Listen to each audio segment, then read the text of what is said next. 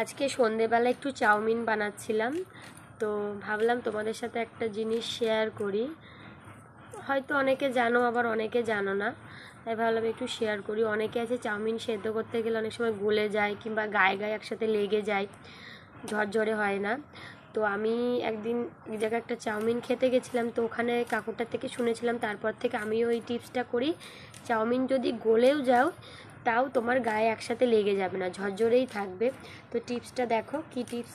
এটা হচ্ছে তোমার এই যে যে জলটা যেটা ফুটছে এর মধ্যে তো তুমি চাউমিনটা দেবে। আমি তার আগে একটুখানি তেল দিয়ে দিই, দিয়ে এরপরে যে চাউমিনগুলো রয়েছে, এই যে চাউমিনগুলো রয়েছে চাউমিনগুলো দিয়ে দেব।